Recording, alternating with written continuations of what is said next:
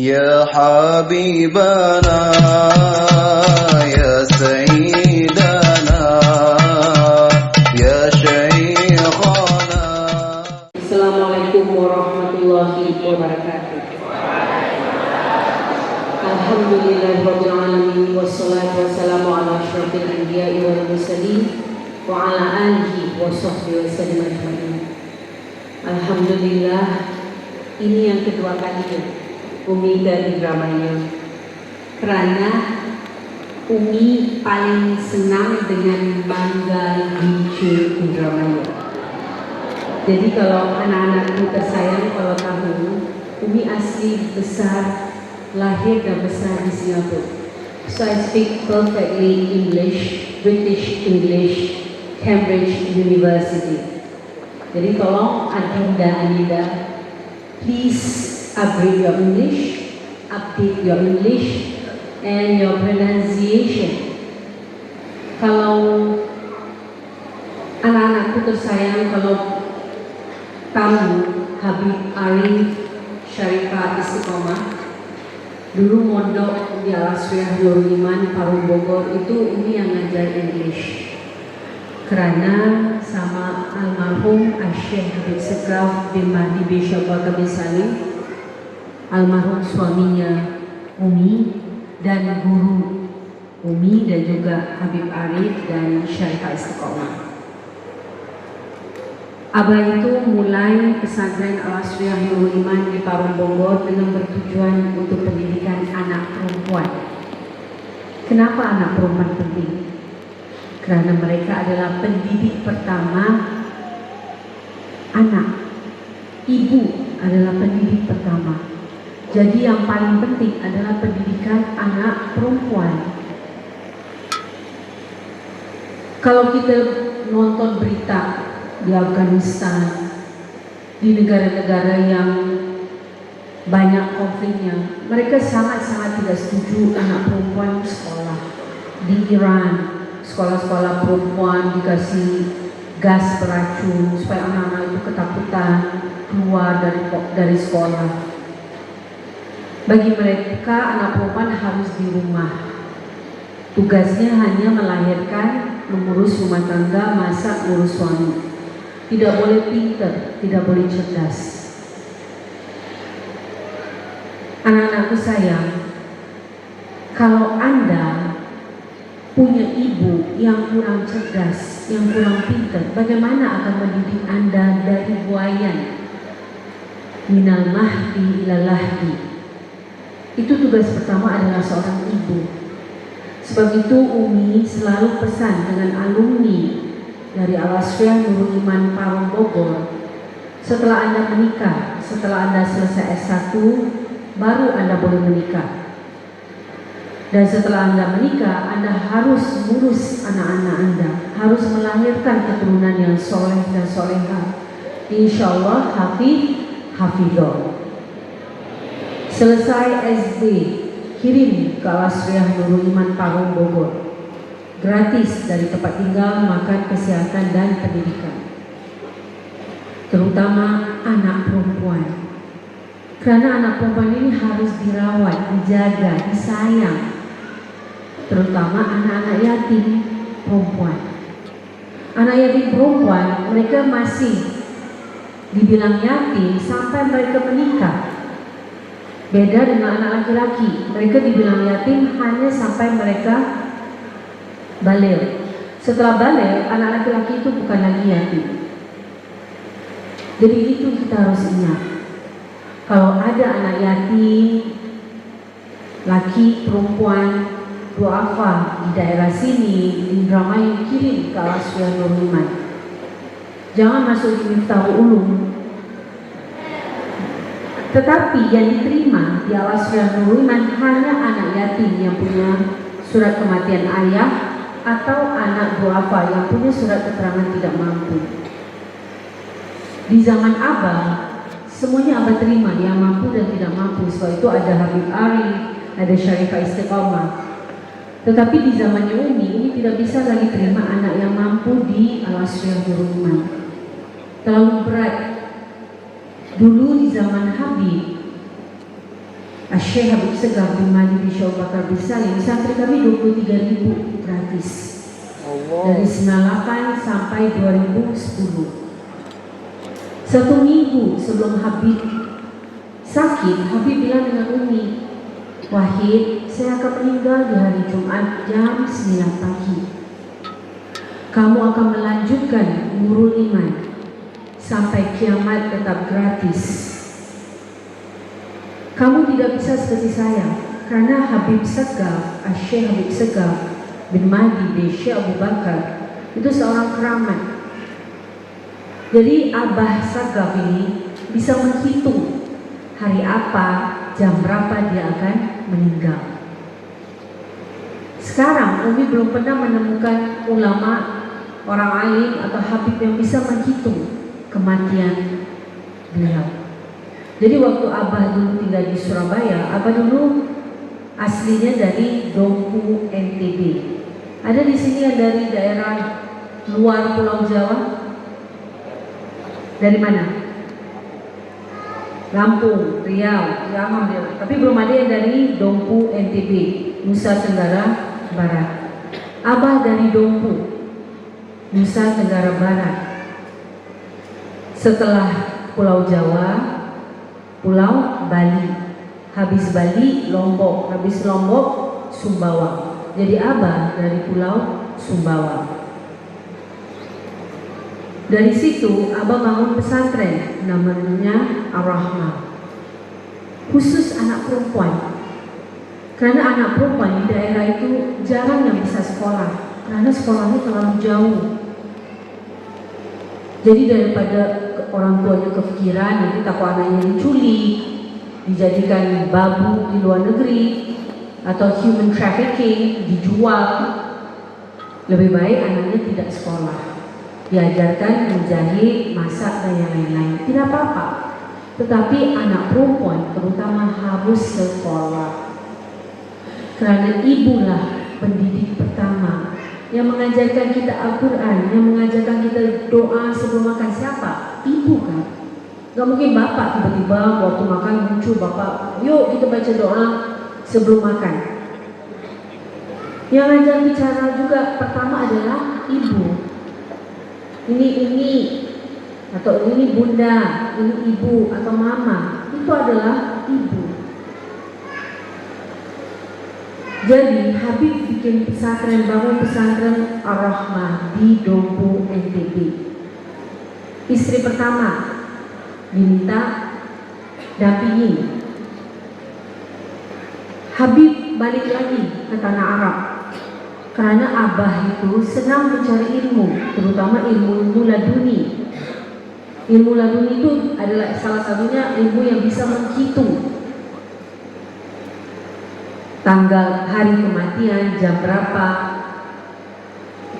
orang yang suami laki perempuan yang mau menikah. Abang bisa hitung jodohnya ini bagus atau jodoh ini kurang bagus, nanti takut bercerai. Abang bisa hitung kalau orang ini bisnisnya seperti ini, partner bisnisnya ini cocok enggak, ini bisnisnya apa, oh saya bisnisnya mungkin jual beli beras, oh kurang cocok, harusnya seperti ini. Itu semua ilmu, salah satu dari ilmu laduni. Nah itu dikuasai oleh Syekh Habib Segaf bin Syekh Abu Bakar. Abah ajarkan Umi ilmu-ilmu itu. Tetapi Abah bilang dengan Umi, ilmu itu bukan untuk kamu manfaatkan untuk mencari makan buat santri. Bagaimana nanti kamu hidup mengurus santri yang puluhan ribu ini tetap gratis sampai kiamat? Jangan gunakan ilmunya saya. Gunakan ilmu bagaimana aset-aset wakaf yang saya tinggalkan buat makan santri. Bisa dibilang itu yang Kak Umi terapkan adalah ilmu bisnis and social syariah economy. Karena untuk mendapatkan ilmu laduni tidak semua orang bisa, tidak semua orang kuat. Beda dengan Habib Segaf, Syekh Habib Segaf. Apa orang yang kuat, berani. Kemarin Habib Muhammad Waliullah berangkat haji. sengsara luar biasa, diusir, ditangkap sama polisi, hampir dideportasi. Umi bilang dengan Habib Muhammad waliullah, itu tidak apa-apa. Abah dulu pergi itikaf di depan Masjidil Haram, di depan Ka'bah. Abah ditangkap polisi, dimasukkan di penjara di Saudi karena overstay. Visanya Abah sudah kadaluarsa, sudah mati karena Abah terlalu lama tinggal di depan Ka'bah, itikaf di Masjidil Haram terlalu lama sampai Abah overstay. Akhirnya Abah ditangkap, dimasukkan di penjara Arab Saudi. Penjara Arab Saudi beda dengan penjara di Indonesia. Penjara Arab Saudi itu di tengah gurun padang pasir yang sangat panas, yang rata-ratanya panasnya itu di atas 48 derajat Celcius. Waktu Umi naik haji tahun 90, waktu tragedi terowongan Mina, itu panasnya itu 51 derajat. Dan Umi sedang hamil 7 bulan Habib Muhammad waliullah. Umi naik haji. Habib Muhammad waliullah kemarin naik haji 48 derajat. Masih lebih dingin dari waktu Umi naik haji. Abah dilempar ke penjara Saudi gara-gara overstay, kelamaan tinggal di Saudi, tidak perpanjang visa. Akhirnya di dalam penjara di tengah gurun pada pasir yang sangat panas itu mereka bikin penjara di bawah tanah, gelap.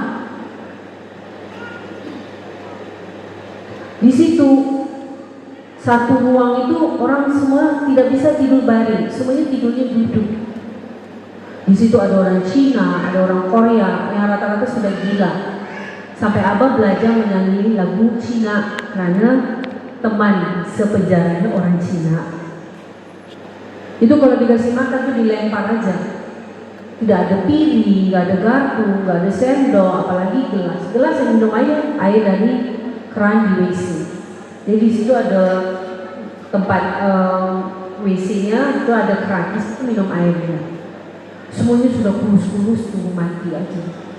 Dan Abah dilempar ke penjara seperti itu.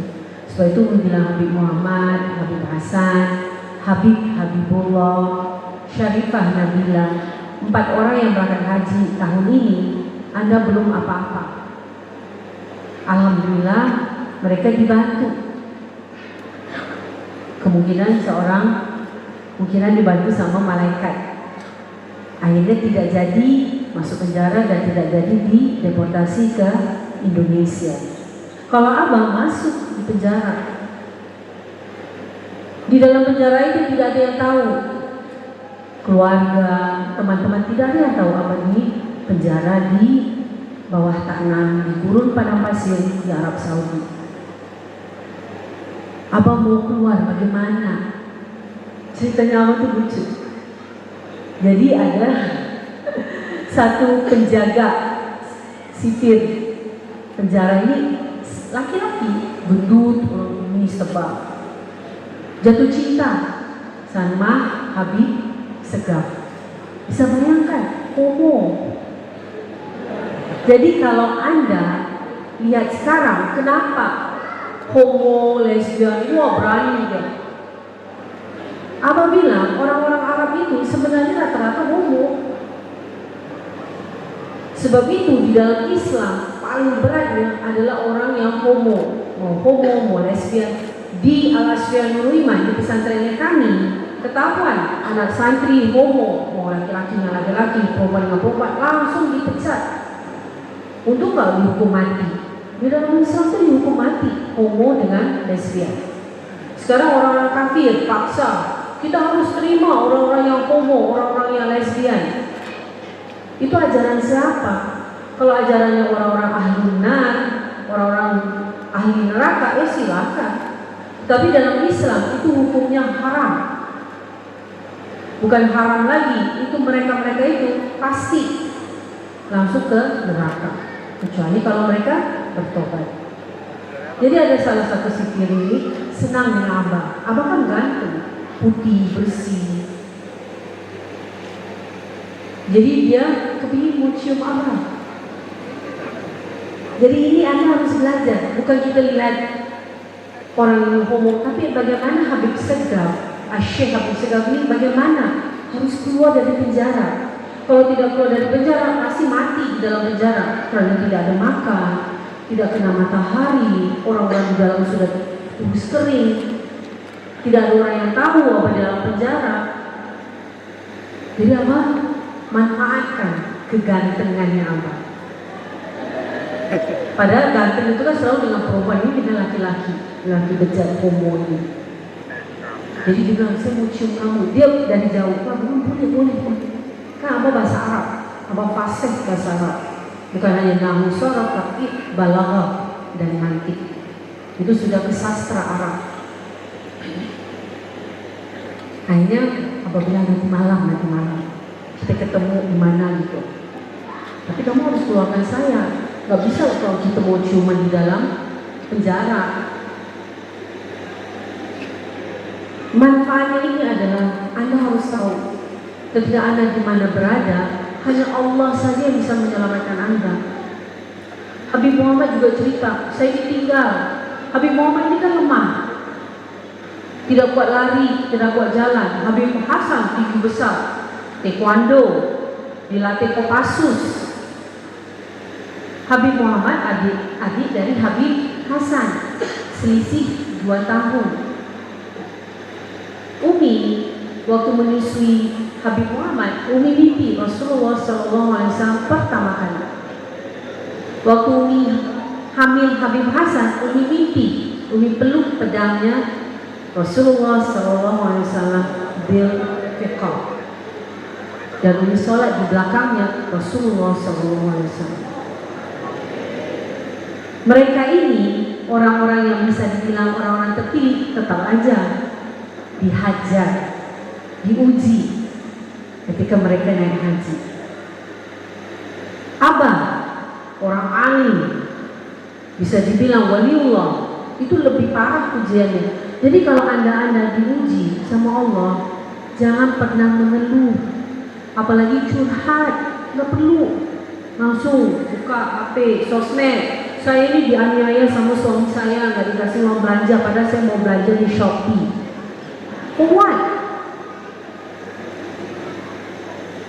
Saya di sekolah, saya disuruh guru hafalan karena saya datang terlambat. Untuk apa? Suruh sikat WC untuk apa? Anda salah, Anda harus terima. Anda mau jadi murid yang sukses, Anda harus taat dengan guru. Habib Segaf itu taat dengan guru, mau gurunya pukul dia terima karena dia salah. Sekarang guru pukul murid, langsung muridnya dikeroyok di luar. Bagaimana Anda mau jadi orang alim? Anda kalau baca sejarah-sejarahnya, imam-imam besar, Socrates, Plato, Aristoteles, Iskandar Zulkarnain, Alexander the Great, itu gurunya semua itu itu satu rentetan, satu guru, sama dengan Habib-Habib juga. Dan Rasulullah SAW ke Siti Fatimah, Sayyidatina Fatimah, Sayyidina Ali ke Sayyidina Hasan dan Husin, dari Sayyidina Husin ke Ali Zainal Abidin, turun semua itu. Semua ada silsilahnya. Jadi anda di sini beruntung. Pimpinan pondok pesantrennya Habib Syarifah. Habib Segaf almarhum dulu bilang, Wahid, rata-rata Habib-Habib itu kalau punya pesantren, santrinya itu gak banyak. Karena Habib-Habib itu terkenal keras. Ya keras bukan pukul santri sampai mati, enggak. Kita lihat Habib Rizik, itu muridnya Habib Segaf. Orangnya bukan keras, tapi disiplin, amal ma'ruf nahi munkar. Jadi anak-anakku tersayang, santri-santri, alumni, harus ingat itu. Kita hidup harus berani bela kebenaran. Jadi Habib Segaf ini akan melakukan sesuatu yang haram, yang dilaknat oleh Allah Subhanahu wa taala. Jadi malam-malam datang si gendut ini yang kumisnya tebal, yang homo. Kamu bilang gitu dalam bahasa Arab. Habib bilang, yuk keluar, kita ke depan situ. Kan di sini banyak orang, nanti ketahuan kamu tuh homo, mau perkosa saya. Akhirnya keluar jalan jauh sekali supaya nggak ada orang. Pas di depan, alhamdulillah bisa baca. Saya itu nggak bakal minum air selain Ointika. Sekalian iklan. Ointika artinya air cantik seperti Umi Wahidah.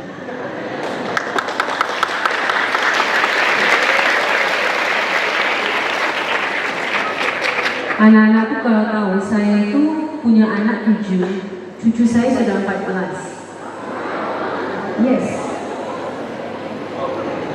Habib Muhammad aja anaknya sudah, Habib Muhammad anak saya yang ketiga.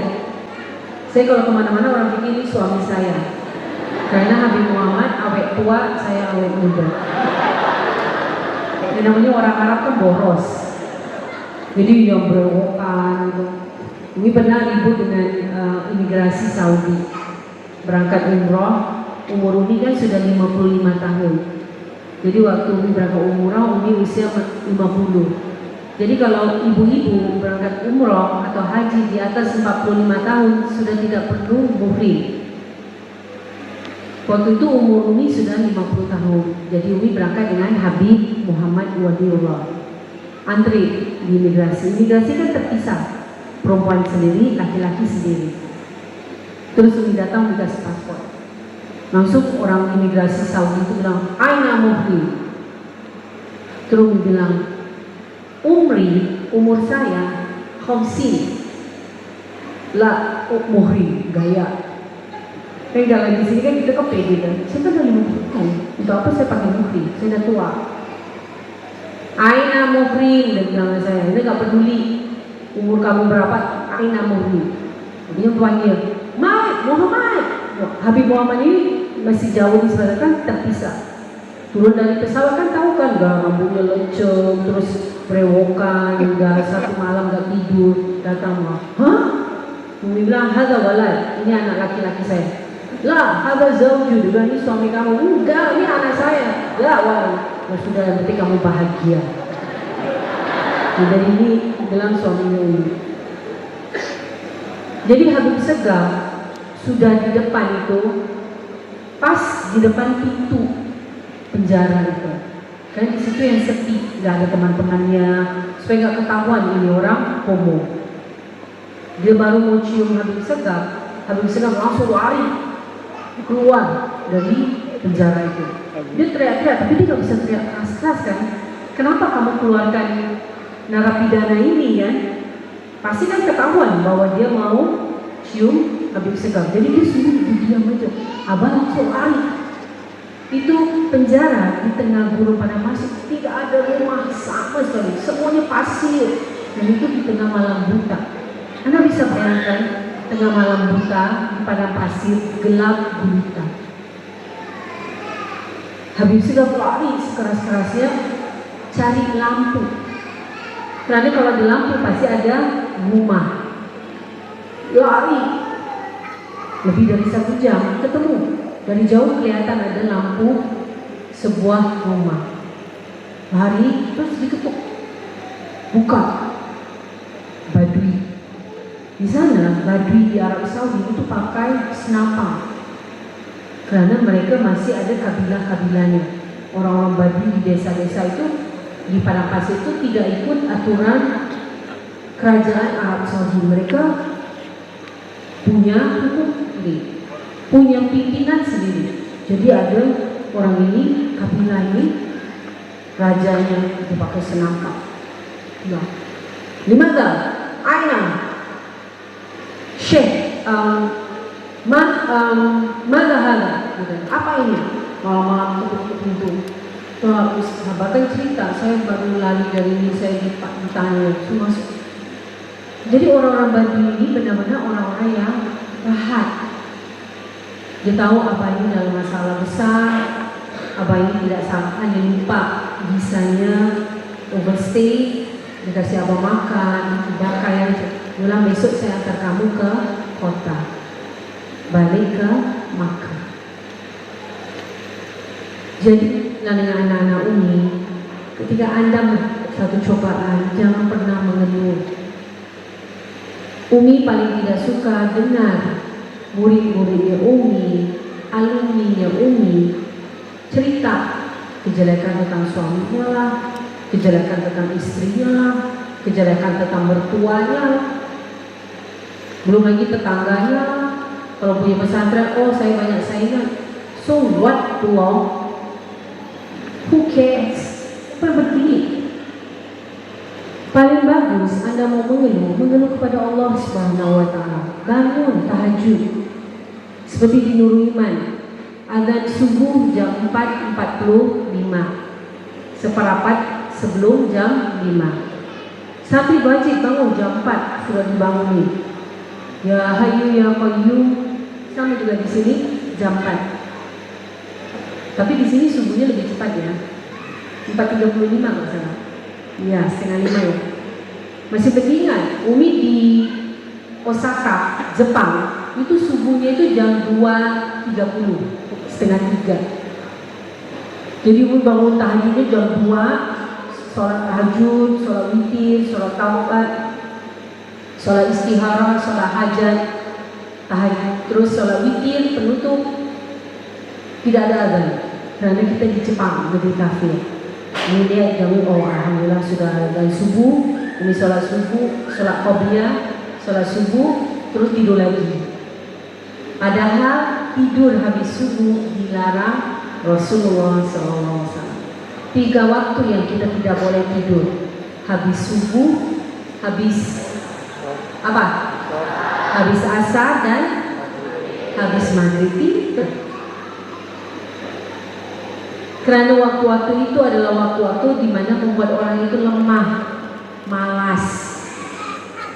Terutama habis asar, itu membuat orang itu bisa gila. Saraf-sarafnya jadi lemah. Jadi kalau Anda ngantuk waktu asar, langsung keluar jalan sambil zikir. Jadi abah itu lepas dari penjara itu bukan dengan tipu muslihat, tapi karena terpaksa memanfaatkan kegantengan abah. Gak mungkin abah gak ganteng sampai Umi bisa jatuh cinta. Umi tinggalkan Singapura, Umi lahir dan besar di Singapura. Siapa yang di sini pernah ke Singapura? Angkat tangan. Singapura mungkin ya. Petanya aja. Ada yang pernah melihat foto Singapura? Ya. Singapura itu bisa dibilang negara Southeast Asia ya, Asia Tenggara, salah satu negara terkaya. Padahal itu negara kecil, negara miskin, tidak punya sumber daya alam, tidak punya tambang, tidak punya air minum. Air minum aja seperti ini daulah dari WC. Karena negerinya itu tidak punya air di dalam tanah, sebuah pulau yang kecil. Tetapi kenapa mereka bisa jadi salah satu makmur, sejahtera, kaya raya? Karena manusia-manusianya. Jadi pemerintah Singapura wajib semua anak laki perempuan wajib sekolah. Kalau anaknya tidak sekolah, orang tuanya masuk penjara. Saking kerasnya pemerintah Singapura. Kalau Anda tidak punya uang, anak-anak mau sekolah, mari dibantu sama pemerintah, dikasih beasiswa. Tapi beasiswa kita tahu hanya untuk anak yang pinter. Anak bodoh goblok gak bakal dapat beasiswa. Siapa sih lo? Sebab itu harus jadi orang pinter. Dan menjadi orang pinter itu gampang. Yang penting Anda rajin, mutawa'ah, murajaah, hanya itu aja. Genius itu ada. Tetapi kalau kita bukan genius, biasa-biasa aja, kita bisa pinter, bisa genius dengan belajar, dengan menjadi orang yang rajin. Banyak latihan. Di Nurul Iman, pesantren Al-Asriyah Nurul Iman, santri sekarang 15.000. Habib dari 1968 sampai 2010. 1 minggu sebelum sakit, Habib bilang saya akan meninggal di hari Jumat jam 9 pagi. Saya tidak pernah meninggalkan warisan. Yang saya tinggal adalah wakaf. Kami punya sawah 200 hektar di Karawang. Sekarang kami punya pabrik beras di Karawang. Sebab itu saya minta tolong alumni-alumni dari Nurul Iman, kalau ada panen raya, gabah, tolong dibeli, dikasih tahu sama Habib Hasan, beli, kirim ke pabrik beras Nurul Iman di Karawang. Kami punya kebun kopi Robusta Lampung, dan hutan kayu di Lampung. Kami punya saham di tambang batubara di Kaltim, Kalimantan Timur. Itu adalah aset-aset wakaf yang ditinggalkan oleh Habib. Untuk apa? Untuk makan santri, supaya tetap gratis dari makan, tempat tinggal, kesehatan, dan pendidikan. Kalau kita hanya memberikan pendidikan, tidak memberikan tempat tinggal kepada anak-anak yang tidak mampu, kasihan mereka. Bolak-balik pergi sekolah itu butuh ongkos. Tetapi kalau di pesantren, insya Allah semuanya sudah ada di pesantren. Sudah ada sekolah, sudah ada asrama, sudah ada masjid. Yang paling penting adalah ilmu. Jadi anak-anakku sayang, kalau Anda mau jadi orang hebat, mau jadi orang terhormat, mau disayang, siapa saja tadi seperti Anda berdua yang memberikan dalil. Everything is about knowledge. Semuanya tergantung dari ilmu. Kalau Anda mau jadi benar-benar orang terkenal, orang yang paling penting adalah orang yang bermanfaat buat Islam, Anda butuh ilmu. Tidak bisa Anda tiba-tiba ujung-ujung tiba-tiba jadi orang hebat, jadi orang kaya. Semuanya butuh ilmu. Jadi sekarang Anda masih muda, SMP, SMA, belajar bersungguh-sungguh. Semua ilmu yang disiapkan dari pesantren Miftahul Ulum, semuanya Anda lahap, bukan ikut, bukan ambil, tapi Anda lahap. Tadi ilmu ada drum band, nanti ada bela diri. Di sini bela dirinya apa? Pencak silat. Insya Allah kalau bisa ada yang alumni dari kan di drama yang jago taekwondo. Kenapa dia di Bogor? Gak balikin drama ini. Jadi ada satu santri Nurul Iman dari drama itu terkenal anak itu, Sofi namanya. Anda bisa bayangkan ya, Umi punya santri 23.000, sekarang sudah 40.000 dari 98 sampai 2023. Tapi Umi masih ingat anak drama ini, namanya Sofi. Berkat ilmu taekwondo di Nurul Iman, karena kami alhamdulillah dapat pelatih taekwondo langsung dari Korea. Jadi drakor itu semua gak ada artinya. Drakor itu apa sih? Drakor nonton Korean drama Korea orang kafir. K-pop apa sepa K-pop itu. Tapi kita adalah Nurul Iman Lions and Lions. Singa Nurul Iman. Ilmu bela dirinya adalah taekwondo. Jadi anak-anak santri Nurul Iman yang jago taekwondo itu akan dikirim beasiswa ke Seoul, Korea, ke Taekwondo University di Korea. Jadi di situ Anda bisa lihatlah drakor pemain tempat film di sana. Sambil menyelam minum air maksudnya. Anda dilatih di Taekwondo University. Anda bisa jalan-jalan ke tempat-tempat yang halal di Korea. Jadi Sofi ini dari Indramayu anak yatim. Di pondok Sofi ini rajin latihan taekwondo. Akhirnya dapat beasiswa ke Korea. Akhirnya mewakili Indonesia di World Taekwondo Championship. Di mana? Di Colombia, Amerika Selatan. Itu naik pesawatnya itu 36 jam naik pesawat ini untuk sampai ke Colombia. Itu Ini anak Indramayu. Sophie setiap dapat uang, jadi kalau mereka latihan itu ada gajinya, ada bisyarahnya. Pasti akan kasih ke Nurul Iman 2 juta setiap bulan. Walaupun 2 juta beli garam di Nurul Iman gak cukup. Beli garam di Nurul Iman itu butuh 5 juta. Tetapi itulah yang namanya berkah. Bagi Sophie 2 juta itu, inilah terima kasih saya untuk pesantren Al-Asriah Nurul Iman. Tapi dari uang 2 juta itu membawa keberkahan untuk Sophie. Sophie menjadi nomor 7 terbaik di dunia taekwondo. Di dunia, bukan di Indonesia.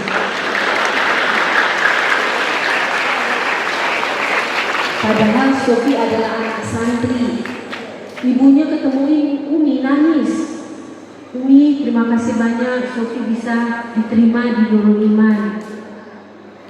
Memang Sophie tidak terlalu pintar, tapi Sophie ini kuat dan disiplin. Tanpa Nurul Iman, Sophie akan jadi preman di pasar Indramayu. Betul, karena dia kurang cerdas.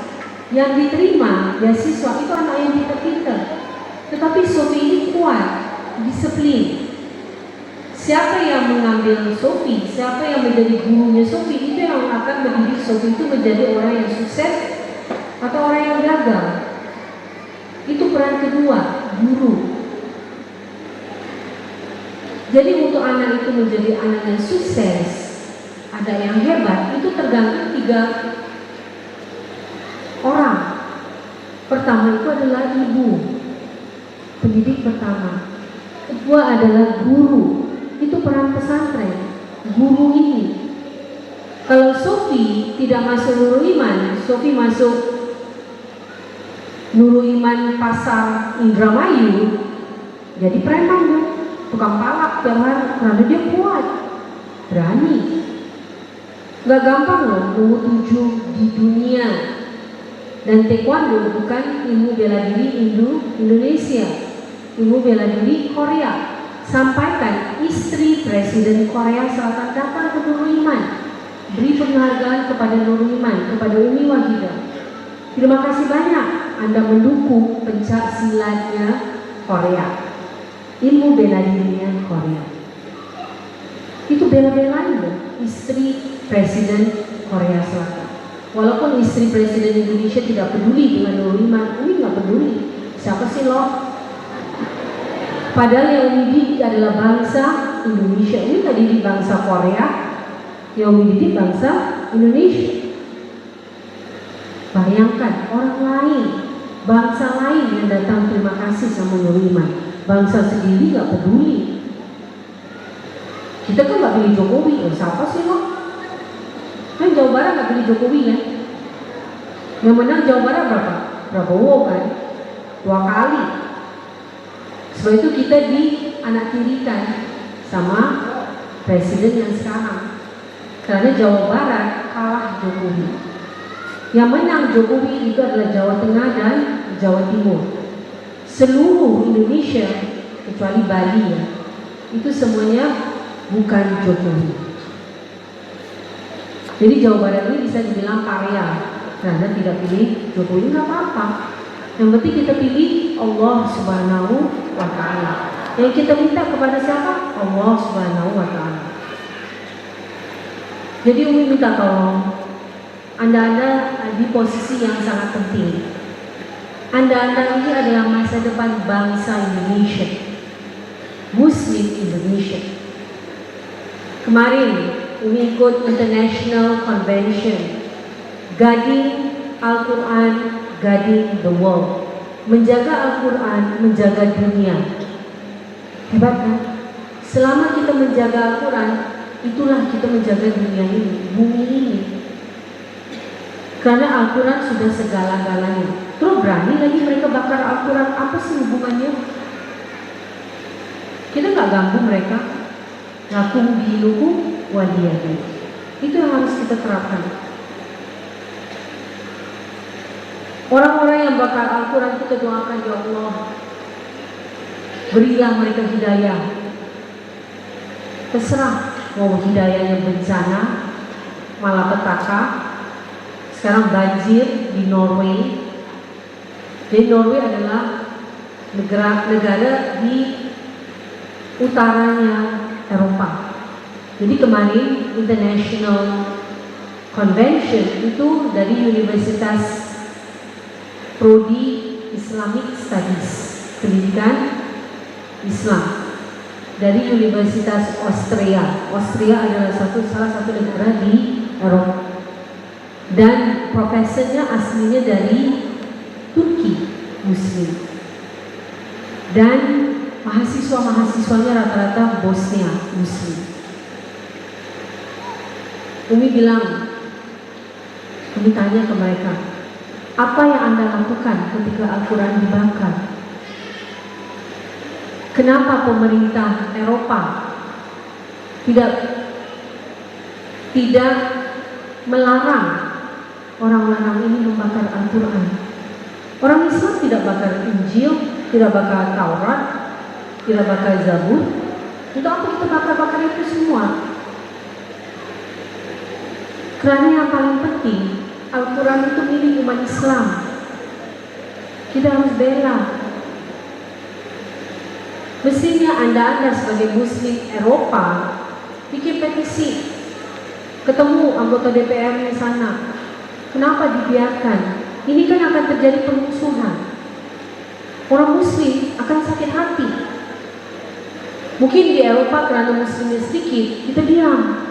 Tetapi di mana banyak mayoritas Muslim seperti Indonesia, Malaysia, Pakistan, India, Bangladesh, itu mereka akan marah. Benar, kemarin terjadi pembakaran gereja. Di mana? Di Pakistan. Jadi yang mulai dulu itu bukan orang Islam. Di Muslim, di Islam kita tidak boleh menyerang orang tanpa alasan. Gak ada di dalam Islam itu main gladiator. Siapa tuh ajaran siapa sih gladiator itu? Itu orang Islam Indonesia itu. Tawuran, berani sesama bangsa Indonesia. Berani gak pergi perang lawan bangsa lain? Kalau Anda belajar sejarah, Indonesia merdeka berkah anak santri, anak pesantren. Jadi bangga Anda menjadi orang pesantren, dari pesantren. Anda yang memerdekakan keturunan bapak ibu Anda, datuk nenek Anda yang memerdekakan Indonesia. Santri dari pesantren. Ustaz, nanti Habib tolong kasih anak-anak ini biar nonton film Sang Kiai yang ceritanya Kiai Hashim Asy'ari Azhar. Kiai Hashim Asy'ari, pendiri NU. Bagaimana beliau mengerahkan santri-santri Jawa Timur untuk perang melawan Jepang, perang melawan Belanda. Kalau tidak ada anak pesantren, tidak ada santri, kita masih dijajah Belanda kok. Yang berani itu hanya anak santri, anak pesantren. Sebab itu di Nurul Iman, jihad kita apa? Melawan kebodohan, melawan kemiskinan. Jadi Anda harus jadi orang pintar, harus jadi orang cerdas supaya Anda bisa melawan kemiskinan. Untuk melawan kemiskinan itu hanya dari kecerdasan, dari kepintaran. Lihat Sophie itu anak yatim dari Indramayu, nggak mampu.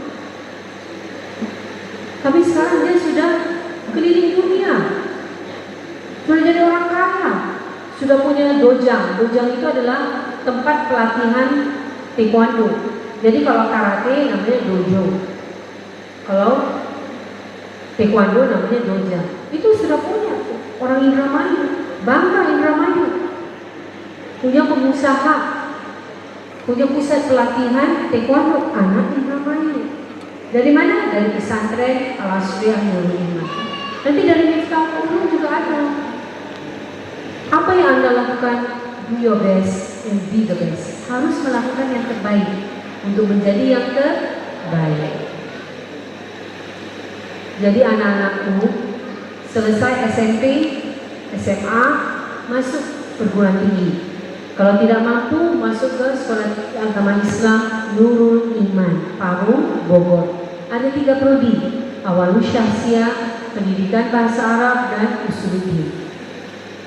Selesai S1 4 tahun, sekarang Nurul Iman buka S2. Karena di Nurul Iman selesai 4 tahun Anda kuliah, Anda harus pengabdian 2 tahun. Di pengabdian 2 tahun ini Anda akan ikut kuliah S2. Kan kuliah S2 gampang, hanya kuliah seminggu sekali, hari Sabtu. Selainnya Anda ikut kuliah, dan kuliah kita S2 adalah manajemen pendidikan. Karena pendidikan adalah segalanya. Jadi yang bisa diterima di Al-Azhar Nurul Iman memang anak-anak yang tidak mampu dan yatim. Dan yang yatim adalah anak-anak perempuan yang belum menikah. Jadi terus mencari ilmu, minal mahdi ilal lahdi. Pendidik pertama tadi yang bilang apa? Siapa pendidik pertama? Ibu. Kedua? Guru. Ketiga siapa? Siapa 3 orang ini yang bisa membangun satu bangsa, mensejahterakan satu bangsa, membuat satu bangsa ini hebat? Dan siapa 3 orang ini yang bisa menghancurkan satu bangsa, bisa menghabiskan satu bangsa? Juga 3 orang ini. Tadi pertama ibu, kedua guru, dan yang ketiga adalah pemerintah, yaitu pemimpin. Pemerintah berarti pemimpin.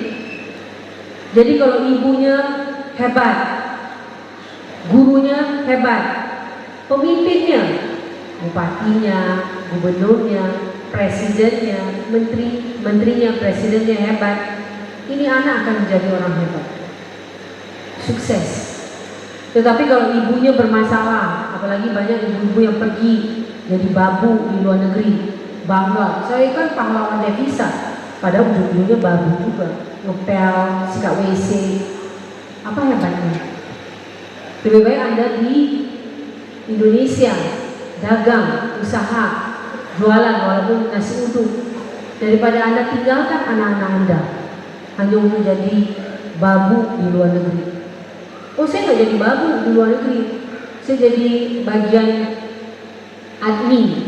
Tapi Anda tinggalkan anak Anda di Indonesia, nggak ada hebatnya. Seorang ibu sudah melahirkan anak, meninggalkan anaknya. Alasan apa saja tidak ada hebatnya seorang ibu yang meninggalkan anak.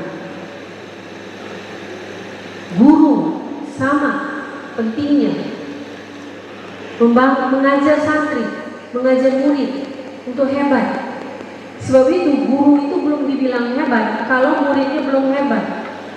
Kami bicara dengan Habib Muhammad, Mat, santri-santri ini harus kita dorong untuk ikut di DPR, ikut jadi lurah, dari camat, dari bupati, wali kota, gubernur, menteri, baru presiden.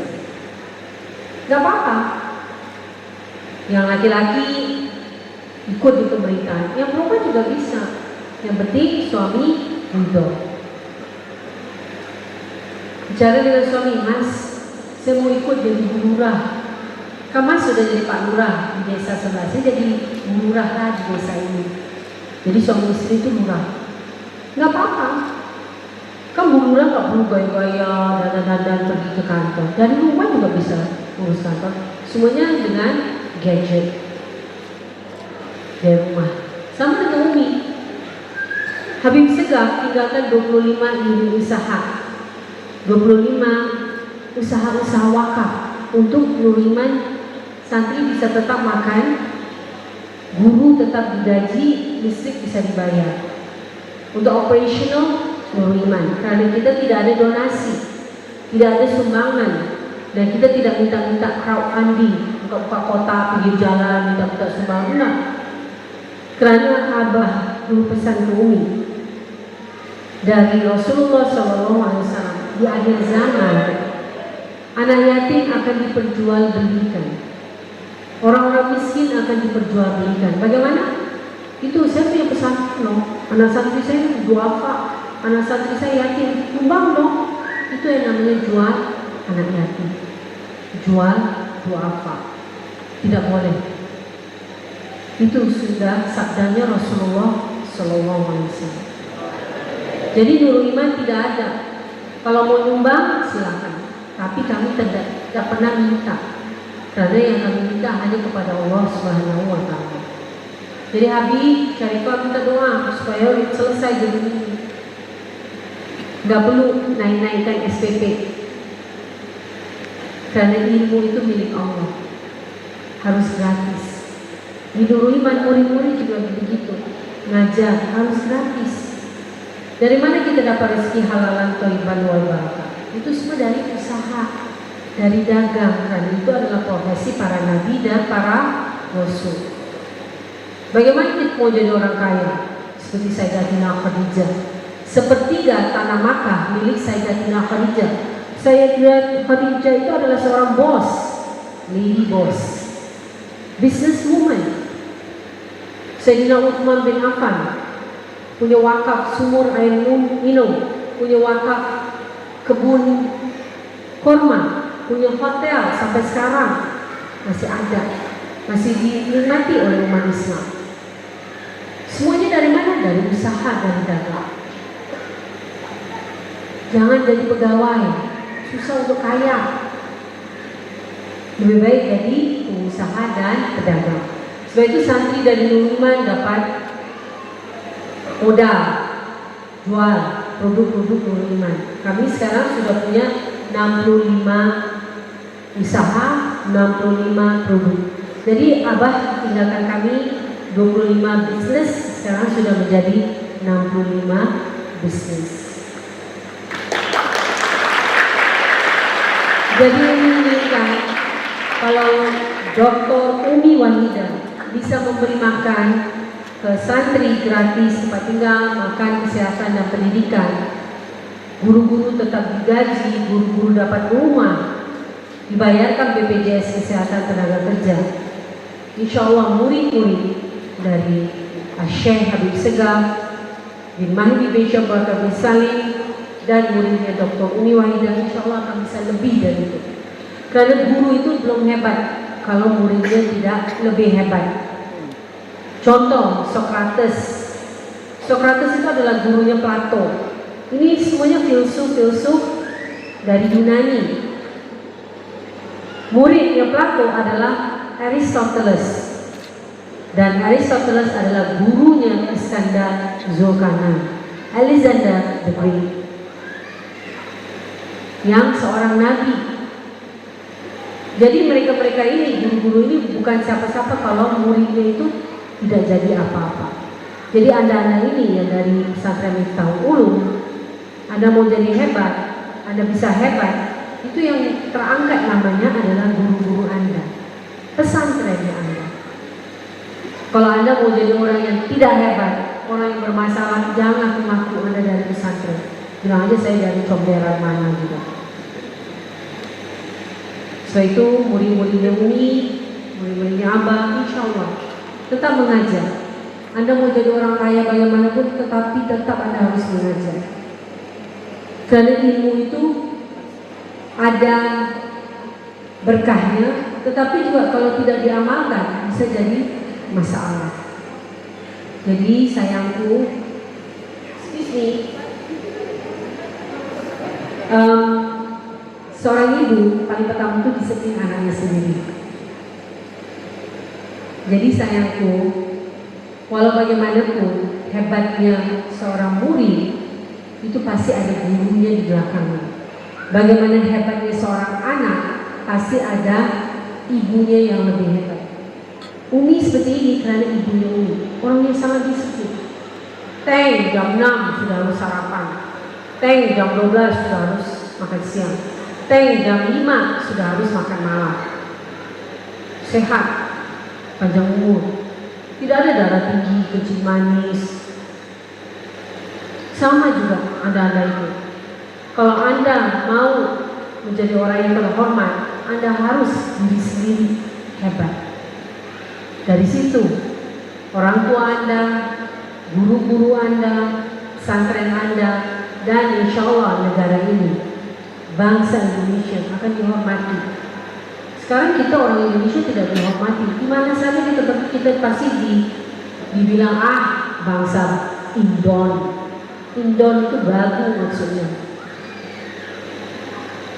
Karena apa? Karena kita yang membuat diri kita itu bagu, yang membuat diri kita Indon itu orang Indonesia sendiri. Keluar dari membantu. Di Indonesia banyak yang bisa Anda kerjakan.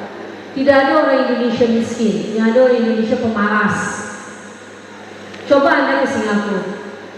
Anda ke Singapura, dan Umi lahir dan besar di Singapura, kita tahu bagaimana hidup di Singapura. Hari ini saya mau malas lah, saya nggak mau kerja. Saya mau petik aja daun-daun di halaman rumah saya.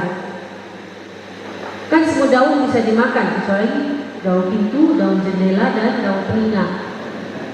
Coba ya makan daun telinga, mungkin telinganya sapi lah. Dan juga daun ganja, haram. Anda petik aja satu daun di Singapura, misalnya di depan di halaman Anda ada daun singkong.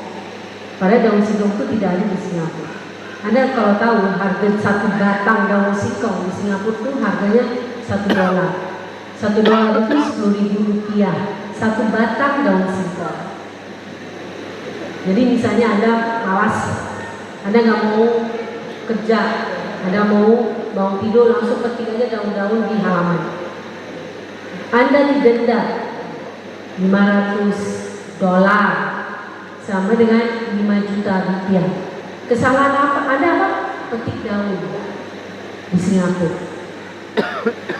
Terus hari ini kita nggak mau belanja, kita nggak mau kerja, kita tangkap aja ikan di sungai. Kan di Singapura banyak sungai, ada danau milik umum. Tangkap ikan, tahu nggak dendanya berapa? Rp5 juta. Pada ikan sungai, danau itu milik Allah, tidak ada milik siapa-siapa. Kalau di sini pancing aja di sungai, di kali, besar, nggak ada yang denda Anda. Beda di Singapura. Jadi di Singapura itu kalau Anda tidak kerja, mati aja sudah Anda. Nggak ada orang peduli. Di sini Anda malas, tepuk-tepuk tangan aja pinggir jalan. Itu pengamen-pengamen kan tepuk-tepuk tangan. Itu apa? Duit. Coba di Singapura kalau nggak ditangkap polisi, masuk penjara, kerja bakti. Jadi karena Indonesia ini terlalu enak, jadi orangnya jadilah pemalas. Sebab itu di pesantren, disitulah Anda dididik untuk jadi manusia-manusia yang disiplin. Bangun jam 4, tidur jam 10. Tidak ada tidur siang, apalagi tidur sore. Belajar. Murojaah. Ukari. Hafal. Belajar bahasa Inggris, bahasa Arab, bahasa Mandarin, seperti di Nurul Iman, bahasa Jepang, keliling dunia, jalan-jalan. Hanya dengan apa? Dengan ilmu. Jadi tolong perhatikan pelajaran Anda, harus selesai S1, bagi yang putri langsung menikah, yang putra lanjut S2. Karena orang yang berilmu lah, dia akan pasti menjadi orang yang sukses. Tuntutlah ilmu minal mahdi ilal lahdi, dari buayan sampai ke liang lahat. Insyaallah kita akan selamat, sukses dari dunia sampai surga Jannatul Firdaus. Ini sekarang minta izin, ini harus ke Bandung, ada undangan Gubernur Pak Ridwan Kamil, karena Nurul Iman dipilih menjadi salah satu juri di One Pesantren One Product (OPOP). Dan disitulah kita bisa memperkuat pesantren dengan membangun unit usaha di pesantren.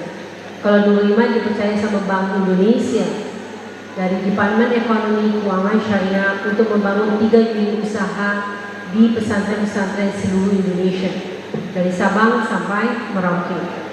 3 bisnis yang dipegang Nurul Iman: bisnis air minum, bisnis daur ulang sampah, organik dan non-organik, dan bisnis biogas. Kotoran sapi diolah untuk memproduksi listrik dan LPG. Itu yang kami bangun di Pesantren Lirboyo, Kediri, Jawa Timur. Bisnis biogas.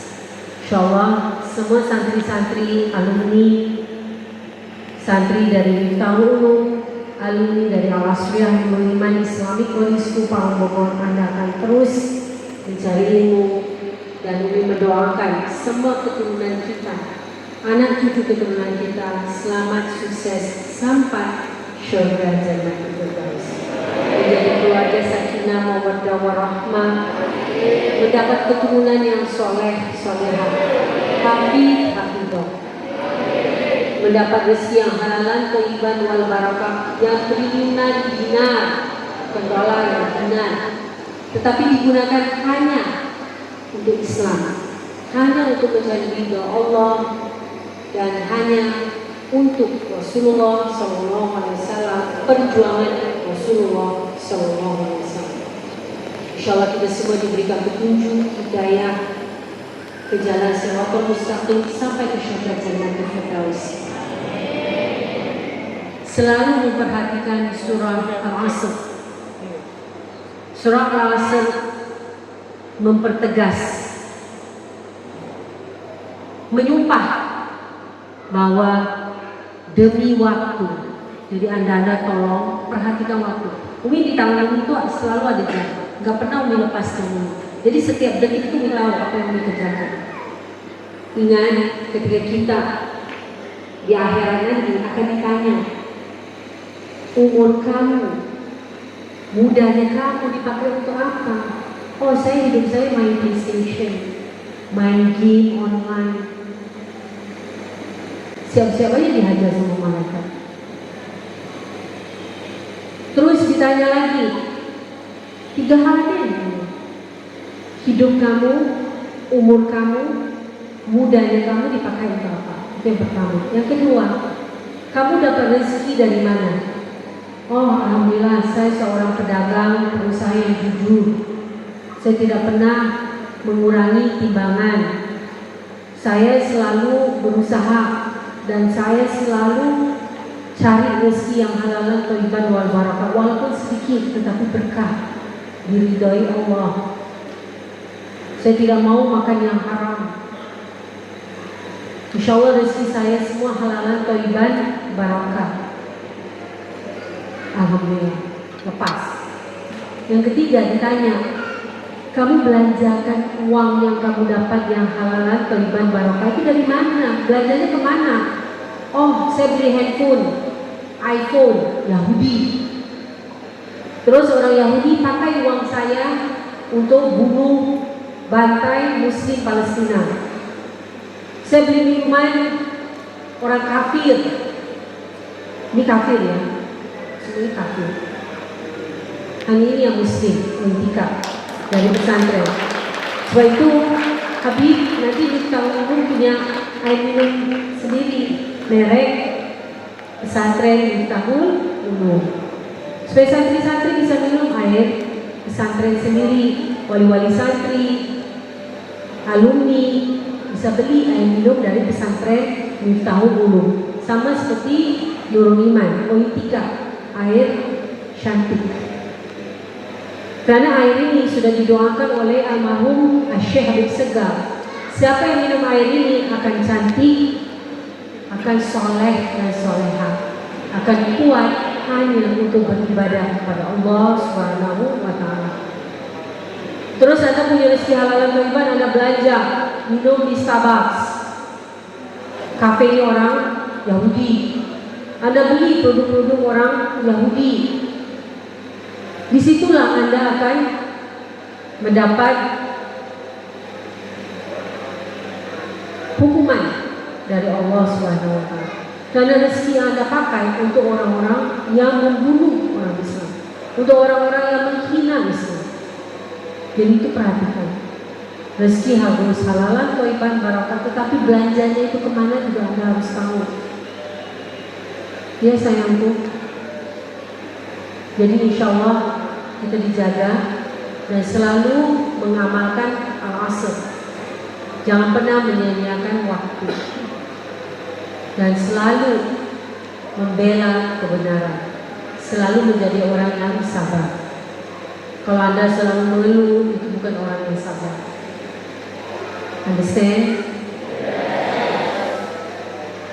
Kami mohon maaf, doain dan batin. Insya Allah kita semua dijaga, dilindungi, dijauhkan dari segala malapetaka, bala bencana, penyakit, dan hidup kita hanya inna sholati wa nusuki wa mahyaya Ya Sayyidana Syekh Al-Habib Sagaf. Mohon maaf, doain dan batin. Wassalamualaikum warahmatullahi wabarakatuh.